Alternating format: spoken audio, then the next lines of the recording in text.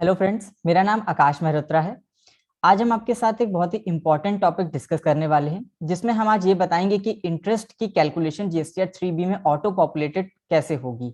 इस पर एक एडवाइजरी गवर्नमेंट ने इशू करी थी 8 जनवरी 2022 को, जिसमें गवर्नमेंट ने ये बताया कि इंटरेस्ट जो गवर्नमेंट 18% और 24% लगाती है डिले पेमेंट ऑफ टैक्स के ऊपर, वो किस प्रकार से 3B में ऑटो पॉपुलेट होकर के आएगा। Section 50 of the CGST act इससे डील करता है। कभी कभी तो गवर्नमेंट 18% इंटरेस्ट लगाती है और कभी कभी 24% लगाती है। कुछ केसेस होते हैं जैसे कि 18% लगाने का कारण ये होता है कि अगर हम टैक्स के लिए लायबल थे लेकिन हम टैक्स को टाइमली पेमेंट नहीं कर पाए, जीएसटी का पेमेंट टाइमली नहीं कर पाए, तो 18% नॉर्मल केसेस में गवर्नमेंट इंटरेस्ट लेती है, जितने के लिए हमारी लायबिलिटी होती है जो जिसको हमने नहीं पे किया। लेकिन कभी कभी गवर्नमेंट 24% भी इंटरेस्ट लगाती है। जैसे कि अगर हमने कोई अनड्यू आईटीसी का एडवांटेज ले लिया, मतलब हमारे 2A में आईटीसी कम दिख रही थी लेकिन जीएसटी के 3B में हमने बहुत जरूरत से ज्यादा आईटीसी को क्लेम कर लिया, तो 24% इंटरेस्ट गवर्नमेंट लगाती है। या फिर हमारी जितनी लायबिलिटी बनती थी हमने जरूरत से कम उसको पेमेंट किया, मतलब बनती हमारी बहुत ज्यादा थी लेकिन हमने बहुत घटा करके उसका पेमेंट किया, इस वजह से अगर अगर ये कारण पाए जाते हैं तो 24% का इंटरेस्ट गवर्नमेंट लगाएगी। इंटरेस्ट जो भी पेबल होगा वो प्रायर पीरियड करंट पीरियड दोनों का मिला करके होगा, और जो नेट लायबिलिटी हमारी आएगी उस पर ही पेबल होगा। यानी कि अगर हमारा पिछले मतलब पहले के रिटर्न्स में हमारी जो आउटवर्ड टैक्स लायबिलिटी थी वो और इनपुट जो भी हमारा था उसको घटाने के बाद जो नेट आईटीसी हमारे पास, जो नेट लायबिलिटी हमारी होगी उसके ऊपर हमको इंटरेस्ट देना होगा। यानी कि लायबिलिटी माइनस आईटीसी, जो बैलेंस बचेगा उस पर हमें देना पड़ेगा इंटरेस्ट 18% या 24%। जो हमें इंटरेस्ट देना है वो डिफॉल्ट पीरियड के लिए ही देना है। यहाँ पर गवर्नमेंट ने डिफॉल्ट पीरियड जो डिस्क्राइब किया है वो किया है जो ड्यू डेट होती है हमारी उसके अगले दिन से लेकर के जब हमने एक्चुअल पेमेंट ऑफ टैक्स किया।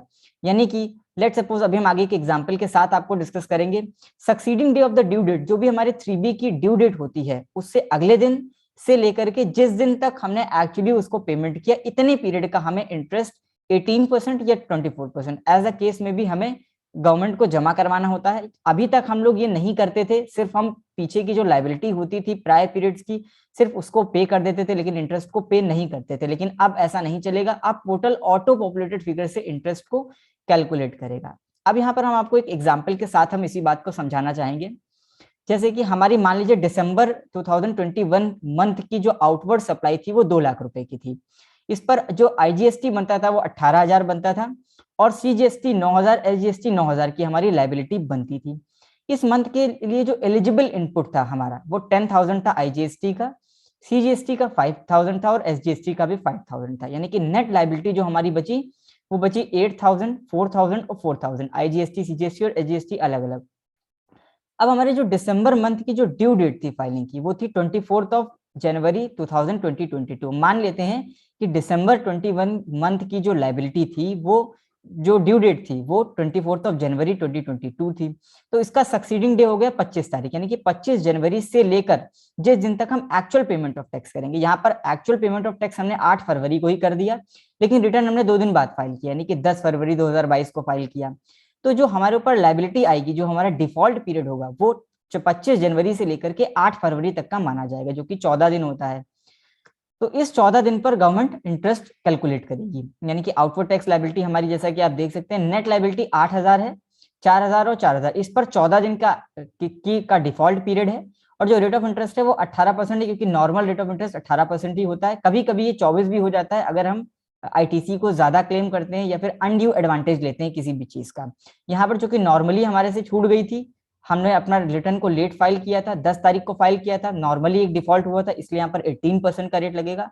और कैलकुलेट करने के बाद ये 55 रुपए 23 पैसे आईजीएसटी का, 27 रुपए 62 पैसे सीजीएसटी का और 27 रुपए 62 पैसे एसजीएसटी का, ये जो इंटरेस्ट की फिगर है।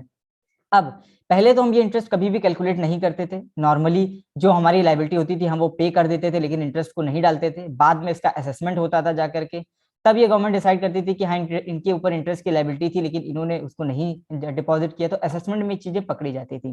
लेकिन अब गवर्नमेंट ने क्या किया है, धीरे धीरे वो असेसमेंट को नहीं करना चाह रहे हैं, या वो इससे हम लोग इस ओर जा रहे हैं कि जो आर्टिफिशियल इंटेलिजेंस है वो काम करे, यानी कि सिस्टम ऑटोमेटिकली जो हमारे ऊपर इंटरेस्ट की लायबिलिटी है उसको वो हर मंथ कैलकुलेट करके बताए, करंट पीरियड की भी बताए, प्रायर पीरियड की भी बताए, और दोनों को जोड़ करके उसके अगले रिटर्न में उसको शो करे। तो 3B में जो है टेबल 5.1 में हमें दिखेगी ऑटोमेटिकली। अब जैसे ये हमारा जो रिटर्न था वो दिसंबर 21 का था, तो ये जो हमारी लायबिलिटी जो 55 रुपए, 27 रुपए और 27 रुपए की आई है, ये जनवरी का जब हम 3B फाइल करेंगे, यानी कि जब हम नेक्स्ट मंथ का 3B फाइल करेंगे तो उस मंथ में ये पिछले मतलब प्रायर टैक्स पीरियड की जो लायबिलिटी है वो इंटरेस्ट की ऑटोमेटिकली कैलकुलेट होकर के आने वाली है। और इसका पेमेंट भी हम ITC यूटिलाइज करके नहीं कर सकते हैं, डायरेक्टली कैश लेजर से इसका पेमेंट हमें करना पड़ेगा।